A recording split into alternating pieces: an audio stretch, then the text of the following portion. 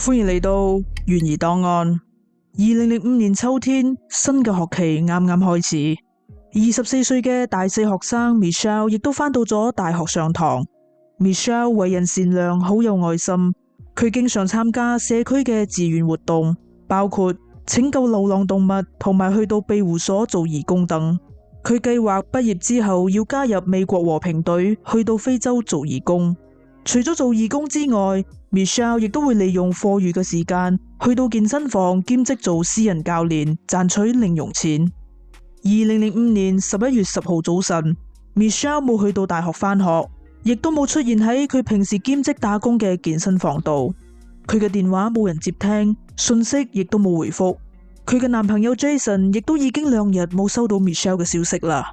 佢非常擔心 Michelle， 所以就特登喺邁阿密揸車去到 Michelle 位於 Gainesville 嘅校外宿舍，睇下佢到底發生咗乜嘢事。到咗目的地之後， Jason 發現 Michelle 架車仲停咗喺間屋出邊，佢撳咗門鐘，但係冇人出嚟應門。Michelle 嘅大門鎖住咗，佢喺窗口度望入去，發現 Michelle 嘅愛犬不斷咁喺度吠，客廳嘅電視亦都仲開住。Jason 再次打咗 Michelle 嘅電話，佢聽到鈴聲喺屋入邊傳咗出嚟，知道大事不妙嘅 Jason 馬上報警。警方到達現場之後破門而入，並喺間房度發現咗一早已經冇咗生命跡象嘅 Michelle。佢面部向下咁瞓咗喺床度，左手被身體砸住，佢嘅身上冇傷口，亦都冇瘀痕。佢嘅身邊有一支飲過嘅啤酒，經過化驗之後，並冇發現任何藥物或者係毒品。現場冇強行進入嘅跡象，冇遺失任何貴重嘅物品，亦都冇第三者嘅指紋，所以應該唔係劫殺。Michelle 除咗有慢性偏頭痛之外，並冇其他嘅疾病。現場亦都冇自殺嘅跡象。點解佢會突然離奇咁死亡呢？經過解剖之後，法醫證實 Michelle 係喺11月8號死亡㗎，並排除咗 Michelle 因為疾病而死亡嘅可能性。之後，法醫喺 Michelle 嘅左手臂度發現咗一個針窿，呢個針窿比平常嘅針窿細，而且周圍亦都冇紅腫同埋淤青，講明落針嘅人應該受過專業嘅醫學訓練。Michelle 嘅家庭醫生表示，佢喺死亡之前並冇驗過血，亦都冇接受過注射治療。Michelle 嘅媽媽亦都表示，雖然女女好有愛心，但係佢好驚打針，所以唔太可能會走去捐血。與此同時，警方返到咗 Michelle 嘅宿舍，再次進行搜查。呢一次，警方留意到宿舍入邊嘅垃圾桶空咗，就連垃圾袋亦都冇放。於是，警方嚟到咗住宅區嘅垃圾站搜尋，睇下有冇啲乜嘢線索。佢哋喺一袋垃圾度發現咗2支 Propofol、幾個針筒同埋一個連住導管嘅蝴蝶針。另外，佢哋亦都喺垃圾袋度揾到咗寫有 Michelle 宿舍地址嘅信封。所以可以證明呢袋垃圾係由 Michelle 嘅宿舍度攞出嚟㗎。Propofol 係一種短效嘅靜脈注射麻醉藥，因為外觀呈乳白色，所以亦都被稱為牛奶針。佢嘅麻醉效果可以維持5到10分鐘，可以反覆注射。患者恢復意識之後唔會感到昏昏沉沉，好快就可以恢復清醒嘅狀態。不過過量嘅 Propofol 會令人喺幾秒之內死亡。鑑證人員喺針蓋度採集到不明男性嘅 DNA 樣本，蝴蝶針上有 Michelle 嘅 DNA， 而導管內就有 Michelle 嘅血同埋 Propofol。呢個時候 Michelle 嘅毒理檢測報告出爐，報告顯示 Michelle 嘅體內含有比致命劑量高出4倍嘅 Propofol， 亦即係話 Michelle 係俾人謀殺噶，而 Michelle 亦都認識並信任兇手。如果唔係，佢冇可能會被兇手喺佢嘅靜脈度注射。於是警方即刻調查咗 Michelle 身邊嘅人，包括佢嘅男朋友 Jason。不過 Jason 喺案發當時一直都喺邁阿密工作，所有嘅同事都可以幫佢做證。另外 Jason 並冇任何嘅醫學背景，所以佢嘅嫌疑亦都被排除咗。之後警方揾嚟咗 Michelle 嘅包租公 Peter 問話。Peter 表示，佢喺11月7號，亦即係案發前一日，曾經去過宿舍，想要攞返佢嘅工具箱。佢撳咗門鐘，但係開門嘅竟然係一位深色頭髮、有戴眼鏡嘅年輕男子。當時男子同佢講，而家唔係一個好時機，並叫佢遲啲先過嚟。雖然 Peter 有啲擔憂，但係 Michelle 好快就打咗個電話同佢報平安，並表示頭先嗰個係佢嘅朋友，佢只係過嚟俾佢一啲舒緩偏頭痛嘅藥物。呢個時候，警方喺 Michelle 嘅好朋友 Jessica 嘅口中得知，當日出現喺 Michelle 宿舍嘅嗰個男人，好有可能就係 Jessica 嘅同屋主 Oliver。30歲嘅 Oliver 係一位 ICU 護士，冇犯罪記錄，目前喺大學附近嘅醫院度工作。Oliver 同 Michelle 係透過 Jessica 認識嘅普通朋友。佢為人怕醜，性格有啲古怪，單方面對 Michelle 有好感。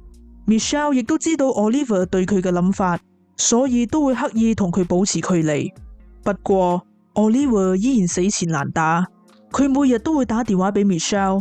有時仲會失驚無神咁嚟到 Michelle 嘅宿舍度揾佢，就算 Michelle 已經話俾佢知自己已經有咗男朋友，但係情況依然冇改變。經過調查之後，警方發現 Oliver 喺 Michelle 遇害之前嘅1個月之內，足足打咗43個電話俾佢。警方嘗試聯絡 Oliver， 但係就一直冇辦法揾到佢。於是警方嚟到咗 Oliver 工作嘅醫院，但係就被告知Oliver 喺11月9號因為工作表現唔達標，所以被醫院解雇咗。之後警方得知 Oliver 亦都有喺城內嘅另一間醫院度做兼職。佢哋喺第2間醫院揾到咗 Oliver。由於 Oliver 當時喺度當值，所以警方同意等佢收工之後先至過嚟警局協助調查。然而 Oliver 並冇預期出現喺警局，警方之後亦都一直聯絡唔到佢。醫院方面亦都表示佢已經無故曠工好幾日啦。雖然 Oliver 嘅行為好明顯就係作賊心虛，但係警方目前並冇足夠嘅證據可以將佢逮捕。於是佢哋決定要喺嗰2支 Propofol 入手，藥樽上有獨特嘅編號。經過調查之後，警方得知呢2樽藥被送到咗 Oliver 工作嘅醫院度。喺 ICU 入邊，所有嘅藥物都會被放置喺一個類似自動販賣機嘅機器入邊。如果醫護人員需要攞藥嘅話，就必須先輸入職員編號，而攞呢2支 Propofol 嘅人就係 Oliver。當警方申請到逮捕令嘅時候， Oliver 已經於11月29號飛到咗愛爾蘭，但係愛爾蘭因為反對死刑，所以一直都唔願意將逃犯引渡返美國。不過愛爾蘭警方願意協助美國警方監視 Oliver。Oliver 一到埗就即刻喺都柏林租咗一間宿舍，申請咗當地嘅電話卡，並透過護士協會申請工作。睇起嚟佢打算若無其事咁喺呢度展開新生活。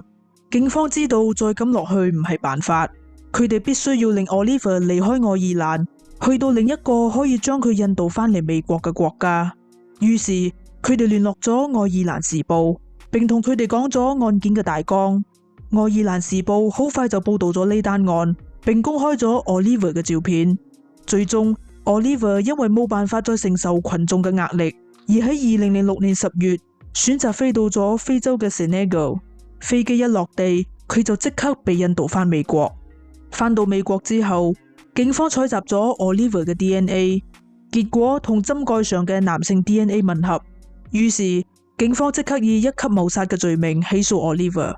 雖然 Oliver 唔願意向警方開口，不過佢就喺拘留所度同其中一位獄友坦誠自己殺咗 Michelle， 因為佢聽到咗 Michelle 同男朋友之間嘅對話。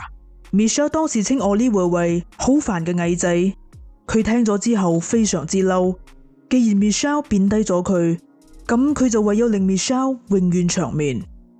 警方推斷 Oliver 知道 Michelle 有慢性偏頭痛，而且發作起嚟非常痛苦，所以佢就話俾 Michelle 知，佢知道有一種藥可以舒緩偏頭痛。如果 Michelle 再次發作嘅話，佢可以拎藥過嚟俾佢。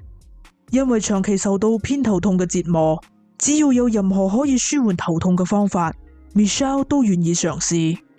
再加上 Oliver 係一位護士，所以 Michelle 相信咗佢。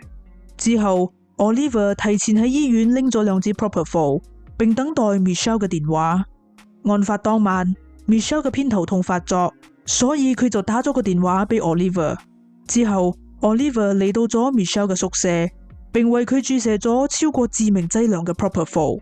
由於職業嘅習慣，Oliver 下意識用牙齒咬住針蓋，所以就留低咗 DNA。喺 Michelle 斷氣之後，Oliver 用 Michelle 嘅身體紮住咗手臂，等大家冇咁容易發現到針窿。之後佢將用過嘅針筒、蝴蝶針同埋空藥樽抌咗落垃圾袋，並將嗰袋垃圾抌咗喺住宅區嘅垃圾站。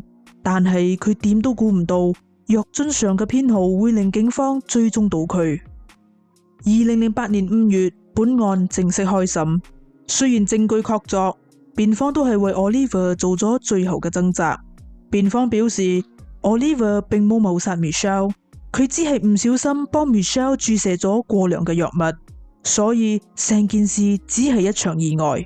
不過陪審團並唔相信辯方嘅講法，佢哋只係用咗2個半鐘就做出咗裁決。最終 Oliver 被控1級謀殺罪名成立，判處終身監禁，不得假釋。